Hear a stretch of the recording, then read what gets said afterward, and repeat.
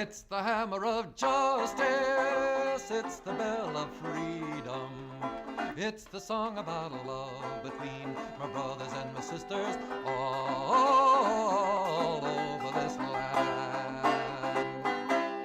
Okay, folks, welcome to the third semester of EWOC Worker Organizer Training.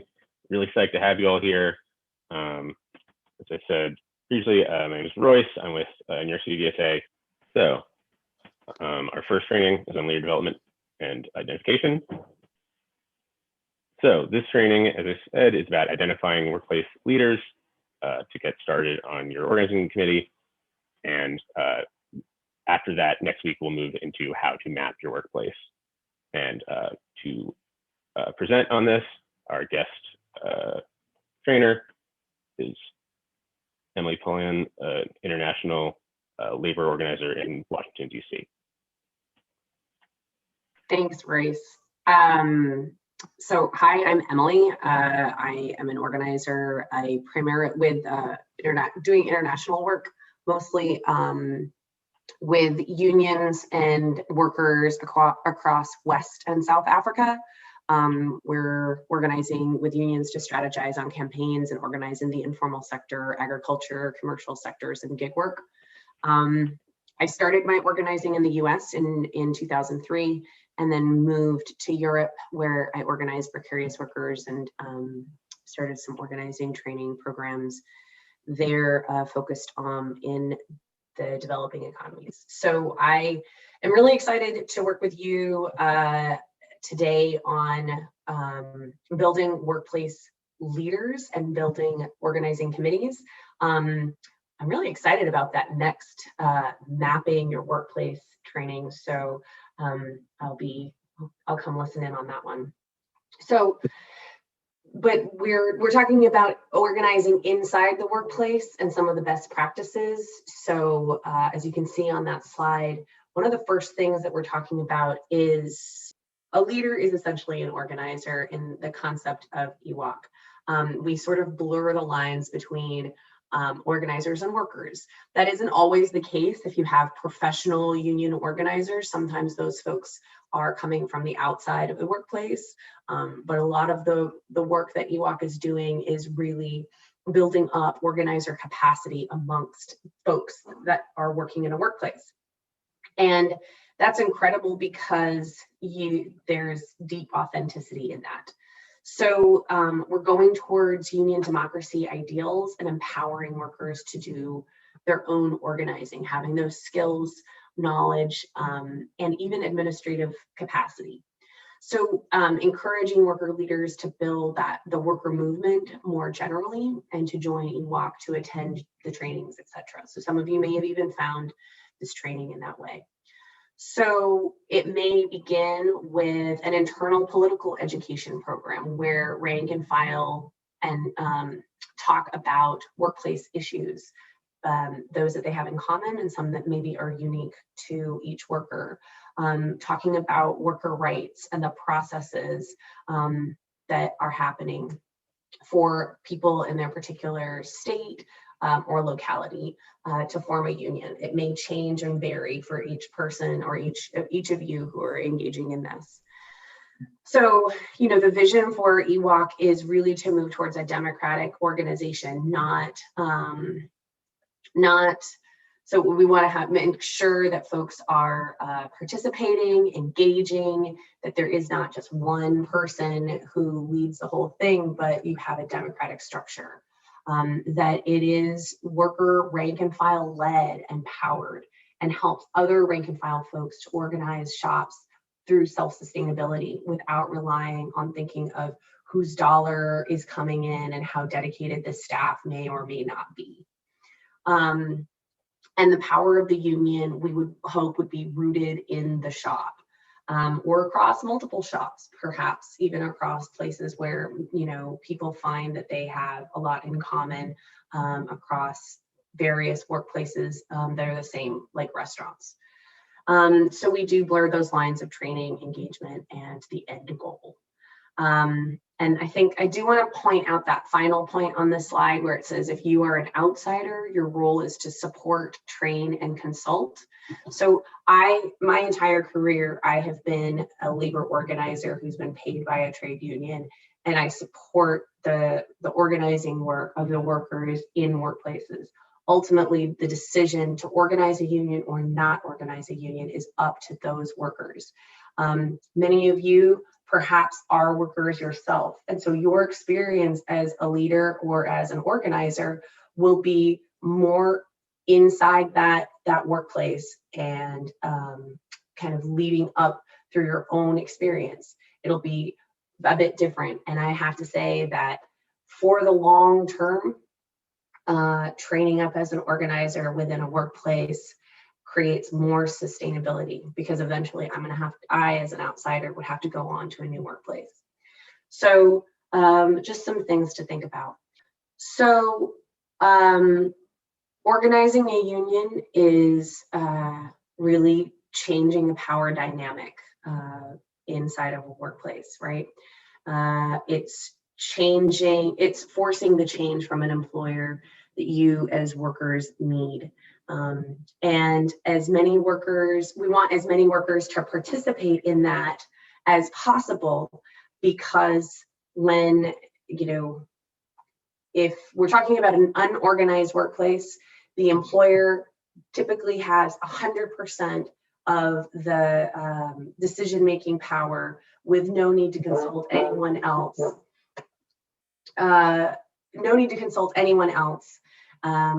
And by organizing a union, you're shifting that power dynamic and demanding that there is a percentage of decision-making power in the hands of the workers. So the way in which you prove that you have the capacity to do that is you get the majority of workers signed on to this, not a simple majority, but a super majority. So not simple, but super. That's why in that slide we see 65 to 80% plus, and some unions even try for 90% support for the union.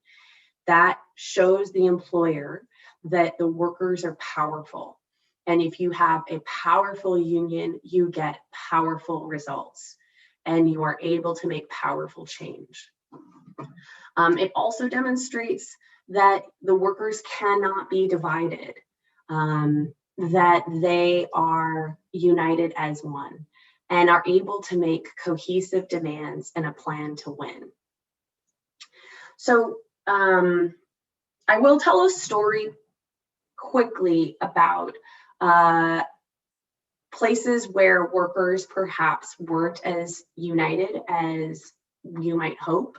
I was organizing a workplace it was school bus drivers, and we had the impression from the employer that they were going to be neutral. This had been negotiated at a national and international level. The employer and the head of the union, we had launched a long campaign to reach neutrality and achieved that. And so I was in charge of running the campaign to test that out. And we had a lot of signs that perhaps this employer was going to push a lot this neutrality agreement. And in fact, they did.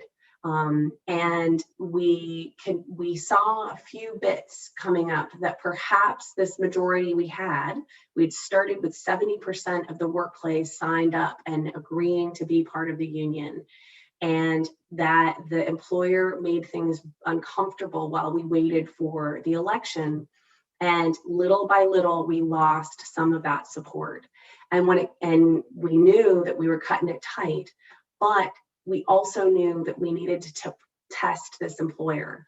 And we kept inoculating and talking to the workers that the things that the employer was doing were classic intimidation techniques, and we were taking note of them, but they really needed to be prepared for this, and we were thinking of stopping the election.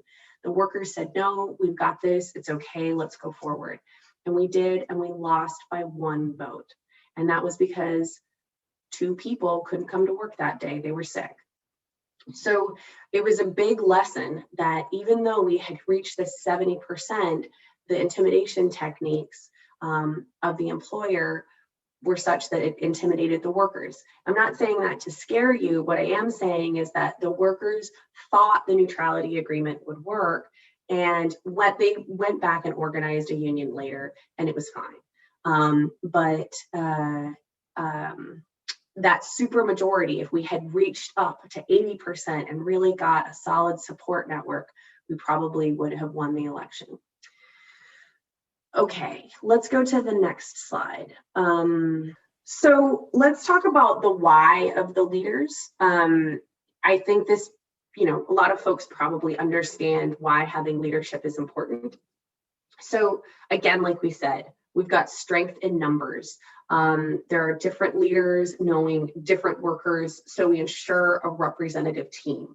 You're going to see in the next training session, mapping a workplace and how you might identify the locations of where those leaders could be and the role that leaders will play in ensuring that communication comes through the workplace to the decision makers in the organizing committee, and also from the organizing committee out to workers, and ensure that there's really clear communication for folks.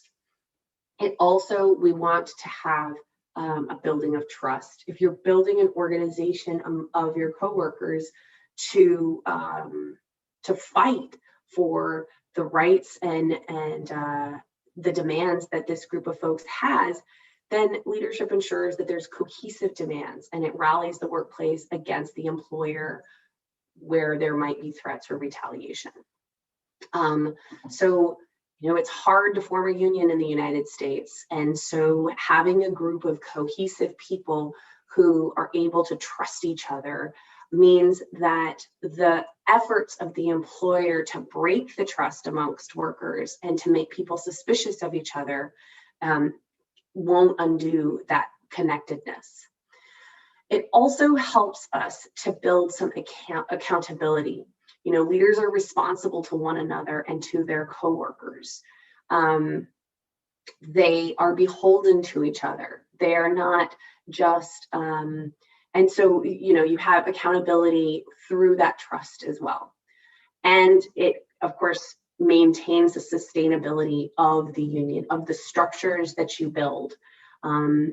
Leaders empower and grow other leaders. You don't want to have someone who views themselves as the only type of leader there can be. You want somebody that's going to expand, more leaders to come up, more capacity to talk to more people. It's sort of like love in a way. The more love you put out, the more that you get. And the more leaders you build, the stronger the leaders that you will have for the long haul. Let's see. And I do like to also, so I like to compare it to love, and I also like to think of it as water and filling every space. Employers I work in places often where employers act with impunity. In the United States, they do that a lot as well, but really in some of the countries where I work, they're able to really break the law and even threaten people's lives. So they'll attack one leader and think that can break the union entirely. When you have an expansive leadership structure and you think of that, of building up people to contribute in the ways that, like you build this up, then it's like a hydra. You get rid of one and two more grow where it once was. So I hope I can drive that point home. So we want to look for leaders.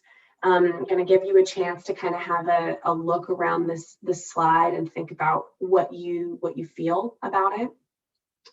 We're looking for the mind, the guts, and the heart of a leader. So leaders respect group decisions and prioritize the group. There are lots of folks out there who want to be active and engaged, but a lot of the time that is connected to their own stuff and their own ambition. or their own need to be seen. And so we want somebody, a strong leader, people who are going to sustain their leadership, are people who will respect the group and those decisions made by a committee. They're trusted by their coworkers. These aren't folks that are out there breaking promises or,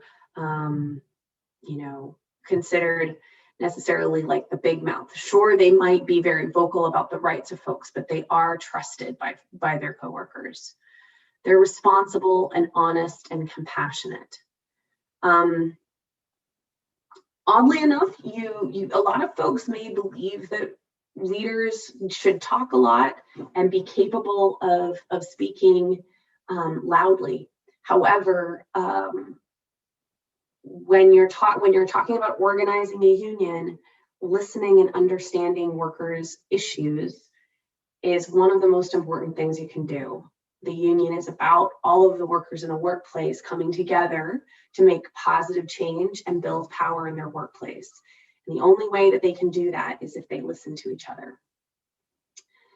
They do need to be courageous, and not everyone realizes that they can be courageous in hard moments, but it's overcoming the challenges that makes people courageous. And so, that kind of refers back to being with trusted folks. We want a team of people who are trustworthy so that they together can be courageous together. They can move their coworkers to collective action, that they actually will get people to follow them. And again, that leads into the last point, is that they have followers. I do this on some of my trainings, and I know that sometimes looking at videos, it's a little bit hard to see what's going on in the background. I'm just going to try something really quickly because I'm looking at my time and I'm doing okay. But I wrote something up on this flip chart. And it says, and I don't know if you can see, you might not be able to. It says, not every leader realizes that is what they are. Showing them the path and walking with them for a time is your job as an organizer. So just sit with that for a while. Sometimes leaders have all of these traits, but they don't necessarily realize that it's their time to come up in organizing and in leading. And if you are learning organizer skills, if you are a part of this EWOC training, you are becoming an organizer. And so you are also taking on leadership roles, and you are also looking for other leaders to build up alongside you. Others may not realize the leadership skills and qualities that they can bring to an organizing campaign. And you as an organizer can help walk them through that process, and they'll see that. So I guess I would pose a question to folks like to consider. So I just leave this with you to think about. So is an activist a leader? Necessarily, they could be, they could not be. How can you develop a leader? What are the things that you as an organizer might do to help to support developing a leader? And how do people develop as leaders? When you're organizing, who else is planning on having leaders in the shop? So just as far as inoculation goes, always think about your opposition. We're thinking about who has traits as leaders, and so is the employer or the opposition you may have. They're looking for leaders with exactly those same traits. What are they doing to build those folks up? And how does that impact the group?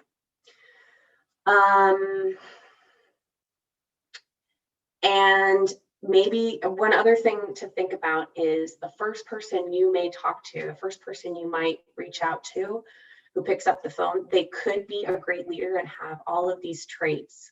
But they also they may not be. but they could get you access to the leader if you don't currently have it. They could know the dynamics of the workplace sufficiently to help get you to that person who really everyone respects, trusts, listens, hears people, is courageous, and is willing to take collective action. So you'll see, we want to have generally members, we want a 1 to 10 ratio. If you can get more than that, glorious, that's wonderful. But a 1 to 10 ratio generally is the number of people a person could get to in a couple of days, face to face. And it'll get you across all of the departments, maybe all of the work areas. But yeah, like a 10% of the workplace is what you're looking for.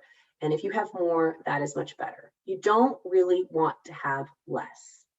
And when you have this group of folks, then you have an organizing committee. Now, if you have a really big workplace, and you have multiple shifts, you have multiple work locations, you have multiple job types, you really do want to try to hit a representative of each shift, a representative of each work location, particularly if it's spread out.